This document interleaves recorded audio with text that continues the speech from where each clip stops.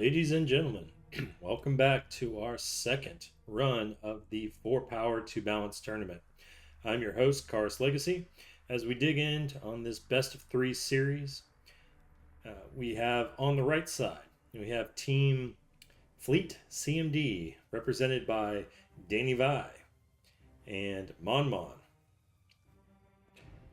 On the left side, we have Team TooSlow, brought to you by Harkon and Marvin. And with that, let's go ahead and kick us off here. So for those of you who are coming back, maybe after the first tournament or have been out of Sins 2 for a bit, we got a real treat for you all for this tournament, as it's showcasing a lot of the new changes and features that have been brought into Sins over, I'd say, the last 3, 4, 6 months or so. We'll go through specifics as we dig into the various combat, but as a general note, as a general feel, the biggest shifts in gameplay have been the introduction of population, this mechanic you'll see over the planets right here. So when you take a world now, a lot of its income is split into kind of 2 areas. The first being the kind of base resources that the planet offers, and then those resources start to scale up as the population grows. So what you'll often see in play now is people will invest only in the basic improvements for a planet initially because of those base bonuses. And then later on, as the population starts to scale up, those planets become more lucrative and you'll start seeing more and more investment into them. So the economic model's quite a bit different than what we've had many months ago. Beyond that, just the general shift in gameplay, whereas previously the game really revolved around capital ships, large, big ships, with a small smattering of early ships like Cobalt's Disciples and so forth. The gameplay has shifted markedly more towards those early tier 1, tier 2, and then sometimes tier 3 units. So what we're likely to see in the tournament overall is, whereas before we would see a lot of buildup of capital ships, now it tends to be a smaller number of capitals designed around a bigger support fleet. So with that little intro in mind, let's kind of dig in and see where we're at right now. Currently we have a TEC versus TEC versus a TEC Visari. This is Crossfire, one of my personal favorite 2v2 maps. And what we're seeing is the pretty typical opener for Crossfire play. You'll see that the players are opting to push into the early asteroids here with just initial ships. The goal is usually to take out these early asteroids pretty quickly, get some initial supply going, and then you'll dig into this bigger ice world that has the larger neutral contingents that the players will then take out. Now, in this case, we do have side spawns for the 2 teams, which means that we do have a close rush distance between the 2 enemies here. So we may get a lot of early aggression out of this play. We'll have to see.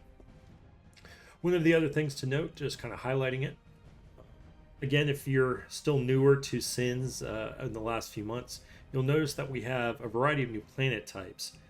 The Barren World is the type that tends to be an easy low-tech planet to take. It has a fairly large number of civilian slots, so it's a nice one to build up a lot of logistics on, get a lot of infrastructure built on it.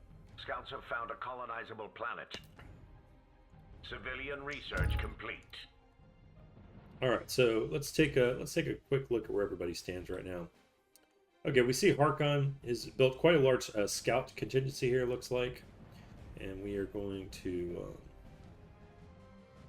let's kind of switch around here and see how everybody's doing. Okay, so Harkon's taking a very economic approach early on.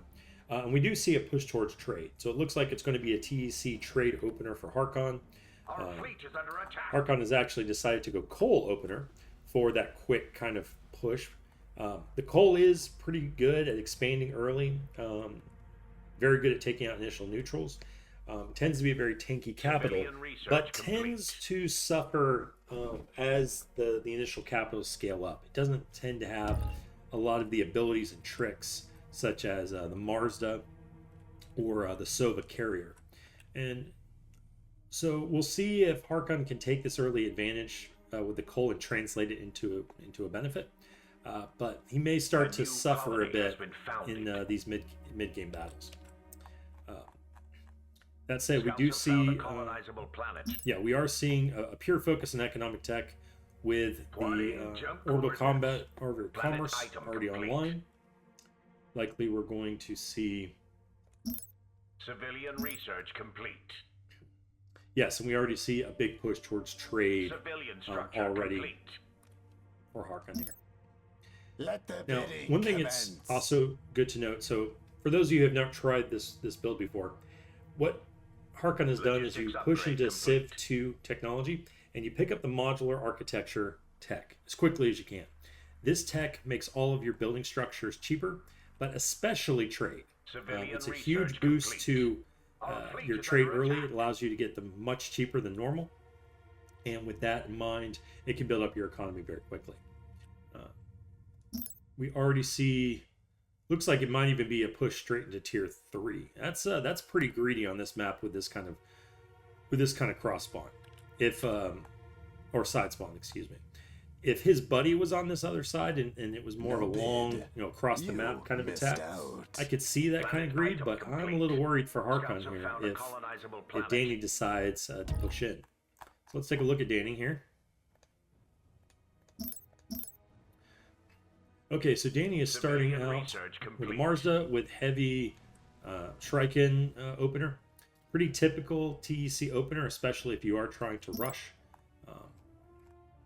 Shuriken are pretty solid in the early game, capable of handling a lot of other enemy ships, apply a lot of pressure, and because of their speed, they can just basically get into everything pretty quickly.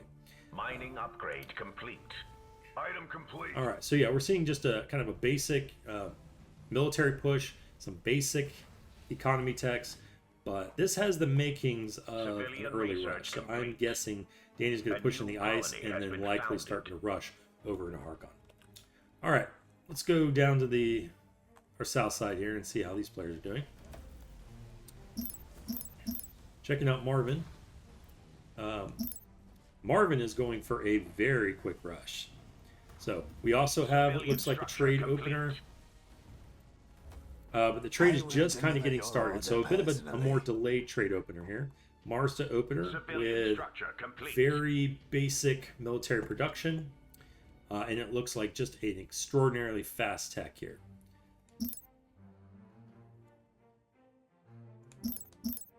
Armor down. We're in serious trouble. Marvin has opted for just going very heavy on universities, on science buildings, and then building up the tech here. Military research We are moving complete. into tier 2, and looks like for Hishinko support. Civilian structure complete. And looks like Marvin is almost cleared his little neck of the woods, but expansion-wise is a good bit behind pretty much everyone else. So his economy is suffering a bit. We'll see how that fares against his opponent Mon Mon. Mon Mon, or only Visari in the group. Okay, Visari is opting for a pretty typical opener, 3 capital. The Evacuator, Desolator, and Carrier. Pretty typical Visari 3 cap opener with some defender support. This is going to be a potent rush. If we look over here at Marvin, yeah, Marvin is focusing on tech quite heavily and really not producing. I think this rush is going to hit him hard.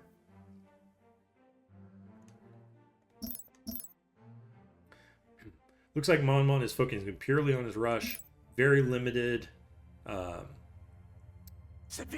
very limited tech infrastructure. Yeah, very limited tech. Not even getting all the regeneration techs. This is purely, basically putting together as much ship as he can, and then pushing in here. All right, we have the first fight. Looks like, or I don't know if it's not going to be a fight. It looks like Marvin is going to likely smartly run away here. Yes, and you got, for those of you who haven't seen Sins in a while, You'll note these new heavy fighters are a feature of the Visari. Previously, the Visari didn't actually have any fighters, and a lot of their carrying capacity was sometimes considered a joke because of it. They just had no ability to counter other strike craft. Now they have this heavy fighter, which honestly in the current patch is a good bit stronger than their bombers. And so you'll see Visari field almost exclusively heavy fighters in the current patch. Yeah, Mon is bringing all the stuff. Defenders, a few skirmishers as well. The planet is ours. All right, it's already pushed into Marvin's ice world. And Marvin's in trouble. He's pulling back with his Mazda.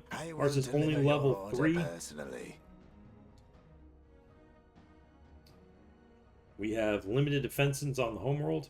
And lockdown. I wouldn't be surprised if Mon goes to the throat here. Meanwhile, taking a look up on the north side, yep, we also see his partner Danny Vai is going in for a rush as well. This is a very nice, solid setup. Danny's got very nice fleet supply here. He's brought in the pirates using the Primacy's initial pirate rush, basically going with King of Freebooters. Let the bidding commence. He secured the Barren World, which is a great staging post to put in new factories and new infrastructure. And so far as holding, we haven't seen a push yet from Danny. And I'm curious. Civilian structure complete. Yeah, Harkin has almost no production. He's been opting for pure greed, and I think he's going to find himself in trouble. Pure greed can certainly work on some of the larger maps, but in this kind of setup, this is, I think, military structure complete. Yeah, I think our team TooSlow may be too slow to go into their military techs and military production. I think they're going to have a rude awakening here in short order. All right, we now see the push. Mon is going in. So bottom line here, let's see defenses wise. We don't really have any Gauss turret support, which is what you really need against these kind of capitals. One Marza, just a handful of Cobalts. This is not enough to hold off Mon. Unless Marvin's got something cooking in the tank here, I think this is going to be a homeworld loss for Marvin here in short order. Military structure complete. All right, we'll zoom in on the fight. 3 capitals are going right to work on the Mazda with the defender support hitting them as well. Yeah, there's really nothing here that's... we don't even have any area damage. No radiation bomb here to help deal with the defenders. So there's basically nothing here that's going to contest this Visari fleet. This Visari fleet is just going to kill these ships and I think just mop up. And that may be the game here in pretty short order.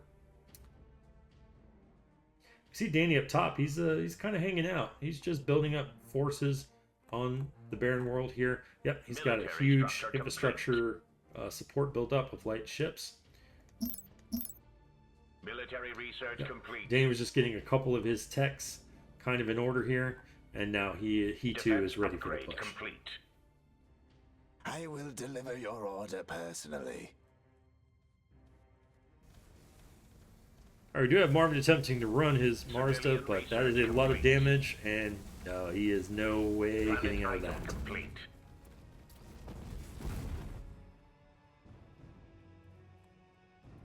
So yeah, this is just going to be a mop-up action for Mon at this point. Let's take a look, see if we have any more of a battle up here. Okay, we do have a few defenses here with Gauss and autocannons, but again, a lot of ships present here. And Danny's holding back the Shriken for the moment, making sure that they're not jumping into anything crazy. And now he'll just use them to kind of clear out the defenses while his Mazda pushes in and deals with this ice. We also have shown here one of the new TEC corvettes, the Stillet missile corvette.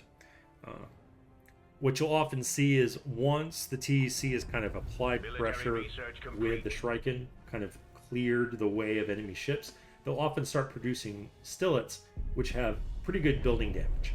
And so they can help kind of clear out all of the building infrastructure while the Shrike can deal with any ships in the nearby area. I will deliver your order personally. So yeah, this is looking like a classic case of overgreed. Unfortunately, Team TooSlow really just didn't respect the map. You know, this is a map where with the spawns, it's a tight rush distance. You've got to respect your opponent's ability to apply pressure early. You know, they both went for a trade heavy order, which is the kind of thing you're going to do on a much larger, longer map where you have time to kind of let that econ work for you. In this kind of spawn, it's just the wrong order, and I think both of them are getting punished for it. I'm actually going to go and speed this up a touch,